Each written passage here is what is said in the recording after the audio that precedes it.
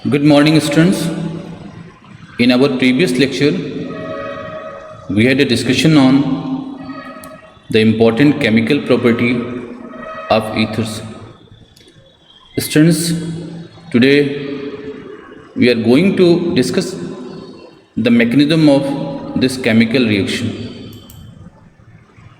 Students, तो हमने जब हाइड्रोलिसिस आपसे केमिकल प्रॉपर्टीज़ की बात कर रहे थे तो वहाँ पर हमने पूरे हाइड्रोलिसिस रिएक्शन की 4 कैटेगरी बनाई थी।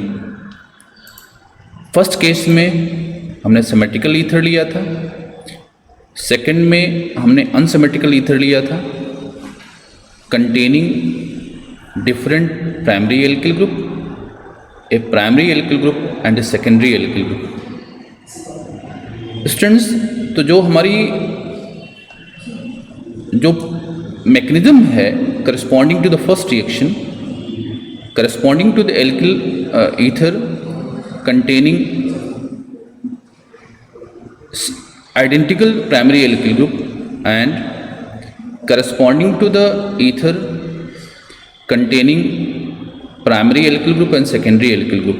तो वहाँ आपसे हमने बात करी थी कि such hydrolysis reaction proceeds via SN2 mechanism. So ऐसी सिचुएशन में स्टूडेंट्स जो हमारी हाइड्रोलिसिस रिएक्शन होगी that consist of following 3 steps. In first step आप यहाँ केयर करो कि आपका जो ईथर है एज ए न्यूक्लियोफाइल फंक्शन कर रहा है और ये जो न्यूक्लियोफाइल है it has tendency to abstract H positive ion from the nucleophilic reagent Hi. Students, when ether abstract H plus ion from reagent Hi, it form this intermediate. This is this intermediate as the product here, departing iodide as the leaving nucleophile. Students, in second step the intermediate so obtained that may be called the oxonium ion, or कह सकते हो, protonated ether बोल सकते हो आपको। This protonated ether is attacked by the leaving nucleophile iodide I negative। अब देखो यहाँ पे this I negative जो कि आपके वहाँ पे जो फर्स्ट स्टेप का जो leaving nucleophile था, it attacks on the carbon of protonated ether। तो स्टूडेंट्स, चूँकि मैकेनिज्म SN2 है तो समझते हो कि जो I नेगेटिव होगा this has tendency to just attack at that carbon which are less strictly hindered. तो बेटे देखो, इसमें जो है ये जो दोनों प्राइमरी आपके एल्किल ग्रुप हैं इनमें ये जो हमारा ग्रुप है it is less strictly hindered. So this iodide जो आपका है nucleophile it has tendency to attack on the carbon of this methyl group. तो और ये जो है जब ये अटैक करेगा तो we have a transition state. देखो बेटे, ये एक अनस्टेबल ट्रांजिशन स्टेट बनती है जिसकी हम ऑलरेडी आपसे बात कर चुके हैं। We have a transition state. इस स्टेट में हुआ क्या, iodide form a partial covalent bond with CH3 whereas there is a partial cleavage of OCH2 CH3 bond takes place here. Situation ऐसी बेटे बनती है तो ये जो पार्शियल फॉर्मेशन और क्लीवेज का जो बॉन्ड बनता है जिस स्टेट में, इसको हम लोग transition state of the reaction बोलते हैं। तो we have an intermediate corresponding to the transition state is obtained. Students, इसके बाद क्या होता है कि जो पार्शियल बॉन्ड था वो एक परमानेंट कोवेलेंट बॉन्ड बना लेता है और उसके थ्रू इसके बनने पर ये बॉन्ड का परमानेंटली क्लीवेज हो जाता है। इस कंप्लीट फॉर्मेशन और कंप्लीट क्लीवेज के थ्रू आपके पास आपका रिएक्शन प्रोडक्ट, जिसको आप कह सकते हो methyl iodide and ethanol, is obtain as the product. Students, इसके बाद अगर एक सिचुएशन ये बनती है कि अगर हमने HI की एक्सेस यूज करी हुई है, we use the excess of HI, तो हमारा जो एथनॉल मिला हुआ है it further have tendency to undergoes nucleophilic substitution reaction.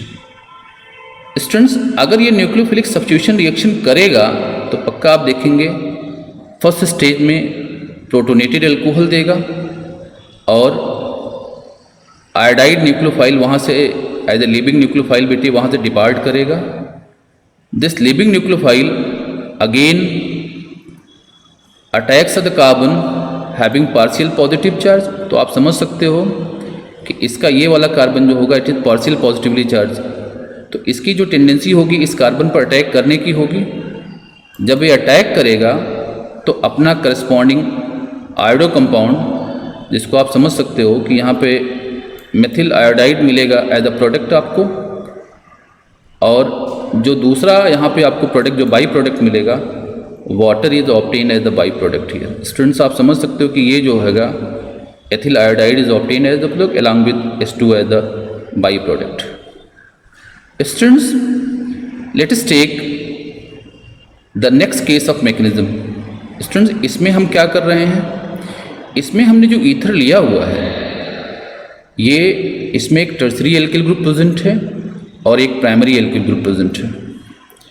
Students, अगर आपका ईथर प्राइमरी एल्किल ग्रुप और टर्सरी एल्किल ग्रुप कंटेनिंग होगा, जैसा कि आपको थर्ड एग्जांपल में हमने बात करी थी, तो ऐसे ईथर की जो मैकेनिज्म होती है वो SN2 जो मैकेनिज्म ऑफ रिएक्शन उससे प्रोसीड नहीं करती है, बल्कि it proceeds via SN1 mechanism. तो अगर ये SN1 मैकेनिज्म से प्रोसीड करती है तो देखो आप केयर करो, ऐसी सिचुएशन में जो रिएक्टिविटी होगी that is decided by the stability of carbocation corresponding to the alkyl group present in the ether. आपको पता है कि ये जो हमारा ग्रुप होगा it has a more stable carbocation, whereas जो मेथिल ग्रुप है it has the less stable carbocation. तो पहला स्टेप जो आएगा लाइक प्रीवियस मैकेनिज्म वो प्रोटोनेशन का स्टेप होगा। जो प्रोटोनेटेड ईथर आपको मिला हुआ है इस स्टेप में, अब वो क्या होगा, ये यहाँ पर इसके O और प्राइमरी एल्किल ग्रुप का जो बॉन्ड है उसके बीच का बॉन्ड उसका हेटोलिटिक क्लीवेज होगा। स्टूडेंट्स, अगर ये इसके बीच का हेटोलिटिक क्लीवेज होगा तो आप देखेंगे ये जो बॉन्ड है ये बॉन्ड का अगर हेटोलिटिक क्लीवेज होगा तो यहाँ पर आपको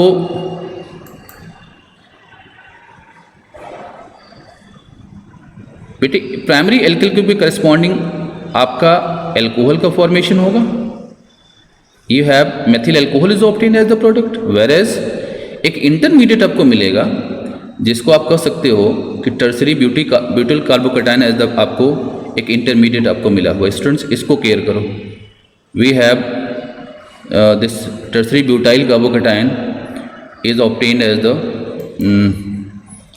the this one here. So अब ये जो आपको मिला हुआ है टर्सरी ब्यूटाइल कार्बोकैटायन जो आपको मिला हुआ है, in second step it undergoes nucleophilic attack by the iodide nucleophile, और जब ये अटैक होगा तो definitely it gives you the tertiary butyl iodide as the product here. In this way students, you can write the mechanism hydrolysis of different type of symmetrical as well as the unsymmetrical ether. Students, now based on the above concept, try to attempt these two problems. In first problem, you have to write the mechanism of the reaction of HI with methoxymethane जो कि एक symmetrical ether है, and in second case you have to write the mechanism of the reaction of HI with methoxy tertiary butane। तो ये जो कि आपका एक अनसिमेट्रिकल ईथर है जिसमें एक टर्सरी एल्किल ग्रुप प्रेजेंट है। Thank you.